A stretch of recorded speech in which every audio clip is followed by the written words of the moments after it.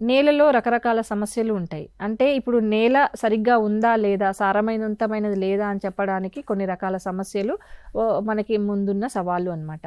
ఇంతకుముందు చెప్పుకున్నట్టుగా మనకి భూ సమస్యలు వచ్చేసి ముఖ్యంగా జీవ సంబంధ సమస్యలు, భౌతిక సమస్యలు, రసాయనిక సమస్యలు అన్నమాట. ముందుగా మనం చెప్పుకోవాల్సింది భౌతిక సమస్యలు. ఈ భౌతిక సమస్యలు ఎలా ఉంటాయి అంటే నేల యొక్క పొరల్లో ఏర్పడే వివిధ రకాల చర్యల వల్ల మనకి గట్టి పొర ఏర్పడము, నీరు ఇంకకపోవడము, నీరు ఇంకిన బాగా త్వరగా ఇంకిపోవడము, రకరకాల చర్యలు, నేల కోతకు గురి కావడము, ఇలాంటి రకరకాల భూభౌతిక సమస్యలు ఉంటాయి అన్నమాట.